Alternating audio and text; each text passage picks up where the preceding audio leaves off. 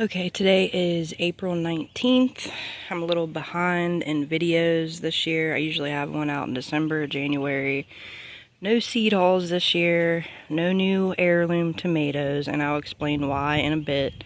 We had a major problem in the garden last year, and I was very discouraged, very upset.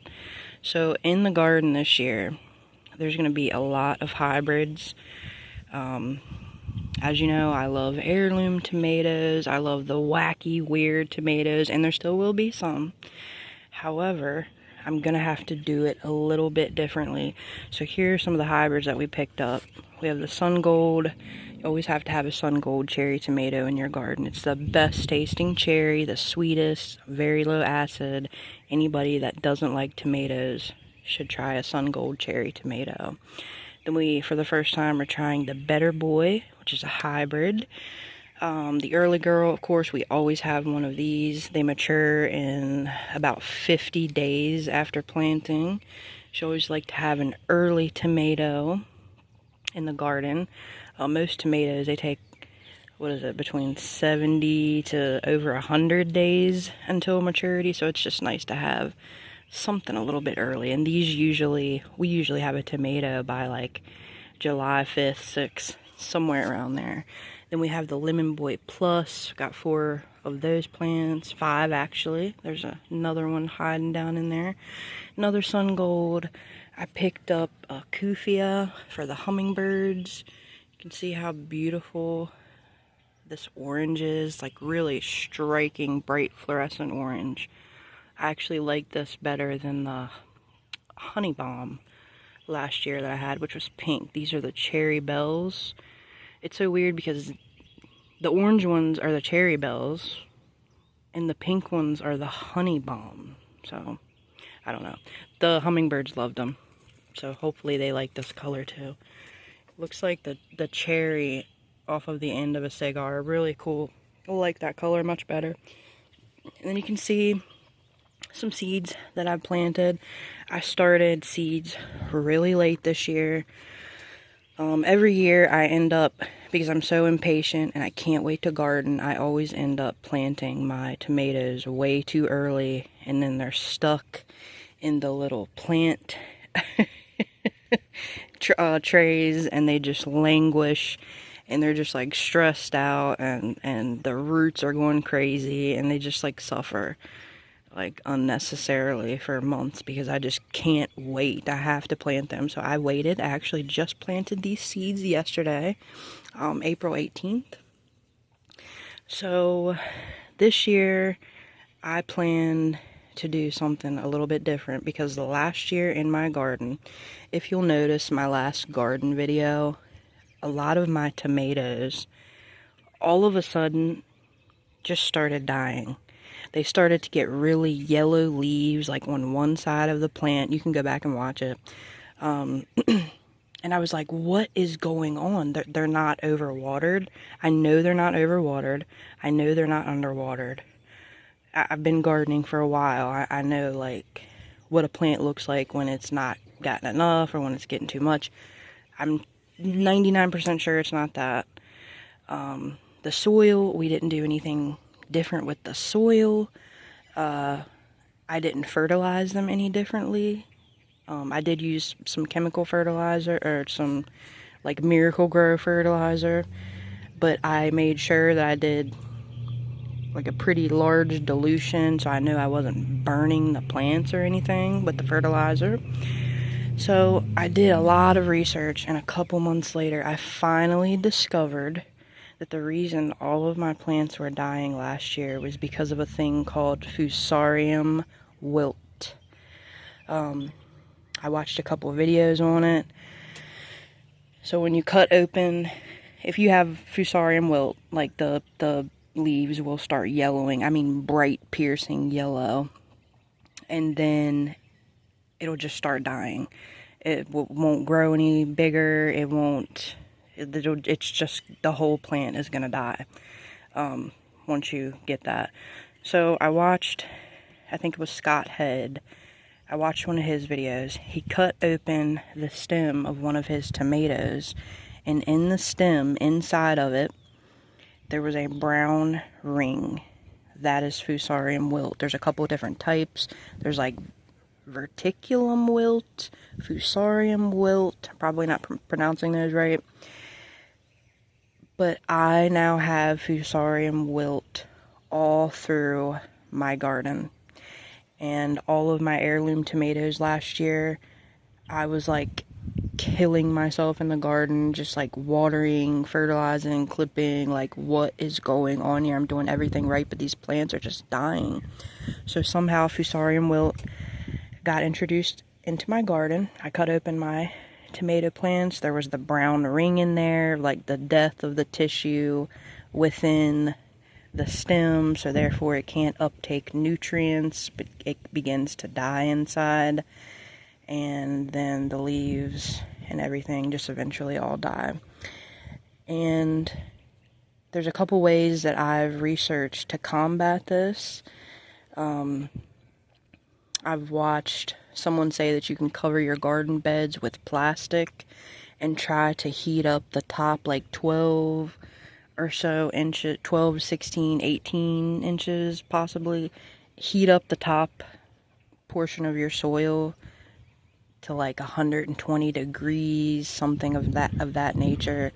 I believe it takes a couple weeks. It might even take a couple months. And I was like, oh, well then that means I won't be able to plant anything. So probably not going to go that route.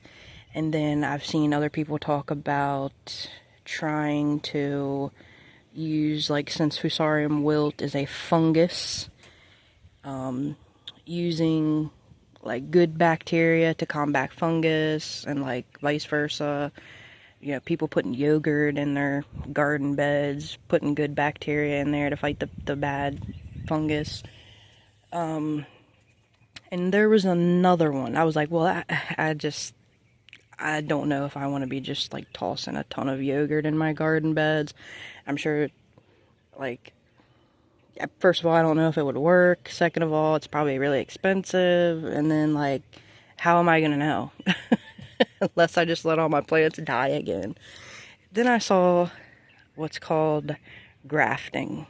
So, because I have Fusarium wilt in my soil, I plan to take a hybrid, and a lot of hybrid tomatoes have a resistance to Fusarium wilt. There's like 2 different types of Fusarium wilt. There's verticulum wilt, there's blights, there's all kinds of different tomato issues that hybrids are bred to resist. So a lot of people, if you still want to be able to grow heirlooms, but you have that problem in your soil, a lot of people take a hybrid tomato, which has a lot of resistance to these different types of bacteria and problems, funguses, take the root, put that hybrid down in the soil, and then cut the stem off right here. It's called grafting. And then you can place an heirloom tomato stem onto the stalk and root system of a hybrid. So you'll still get your heirloom tomatoes, but the root system and the plant stem will have the resistances to combat funguses and bacteria and all of that. So I plan this year to use some hybrids as a rootstock, and I'm going to be trying to graft tomatoes. And I am so terrified that they're all gonna die and it's not gonna work. So I planted a few heirloom tomatoes. I have the Isis Candy Cherry, which is a cherry, Berry's Crazy Cherry, Black Beauty, Wapsipinickin Peach, Giant Belgium, Sart Relay was my absolute favorite. Giant Belgium last year, or the year before, was my absolute favorite. Dr. Witchies or Weishes. Absolutely loved that tomato, especially for brown butter tomatoes. I have some Early Girl seeds here, Better Boy seeds, and a Rutgers tomato, and I'm pretty sure all 3 of those, I'm pretty sure, but don't take my word for it, that all 3 of these tomatoes have like really good fungal resistance. So I might use all of these hybrids here on the end, Early Girl, Better Boy, and Rutgers tomato as a rootstock for my heirlooms. I also planted pineapple tomato, Ananas Noyer, Brandywine Pink. So yeah, I have to have some of my favorite tomatoes in my garden, and I am going to find a way to do it. So let's hope that this grafting procedure works. I watched a couple of videos on it. It does look fairly easy. I just have, I don't know. I just am looking forward. I'm looking for something to go wrong because I've never done it before, but we'll see. So hopefully I will still be able to enjoy some heirloom tomatoes despite that nasty, disgusting fungus in my garden. Over here, of course, I have the little tray of zinnias. Every single year I do a baking tray, sprinkle some zinnia seeds in there. They all come up. I break it apart like a brownie and plant it, and it does great.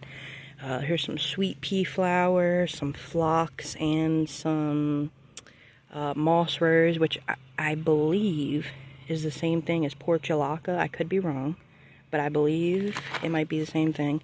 And here's one little lone pepper. It's either a habanero or a jalapeno. Don't know. Most of them died. You can see the big crack as it dried out. But this little one survived. I have one pepper. I'm going to get a few more peppers from the nursery. Just regular habaneros or jalapenos. But yeah, that is the plan for this year. It's going to be really interesting. Last year was the worst year that I've ever had gardening. I completely gave up. Like I said, I was spending so much time out there watering the plants, just researching, trying to figure out what was going wrong. I cannot say for sure the way that Fusarium wilt was introduced into my garden, but I have a theory because I had purchased some seeds from a company that I have never, a person that I've never purchased seeds from, and every plant that I grew that was from that person, the seeds, something was wrong with it. Every single plant specifically from those seeds that I got from that person, they all had, the fruits had blossom end rot. Every single plant started yellowing, like from the Fusarium wilt. I am like pretty confident to say, I feel pretty confident in saying that I believe that those seeds introduced Fusarium wilt into my garden, because so many plants around it were fine, but those specific plants that I grew from those specific seeds from that specific person did not do fine. Every single one of them, there was something wrong with them. They were yellow, they were clearly sick, like something was going on majorly, and now it is all through my garden.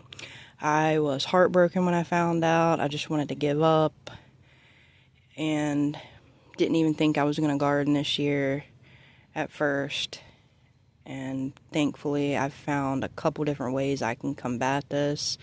I don't have enough space in my garden to just not plant anything there for a couple years, or I can't make like a new garden bed. I don't like gardening in containers. I just don't like that. They never work out for me. I've grown plants in the ground. They always do so much better than containers. I would if I absolutely had to, but I'm going to try this grafting situation and see how it works. So I'm going to document that. We'll see how the process goes. I might use a couple of these as well to graft on, except the sun gold, of course. I definitely don't want to. I want to keep the sun golds, but probably Better Boy, maybe a couple Early Girls. I'll graft some heirlooms onto those, and then of course the ones that I grow myself. So we'll see how it goes. I'll document the process. And trust me, if I can do it, you can do it. We'll see if I can do it. But definitely, if I am successful, you will definitely be successful. And I will see you in the next video.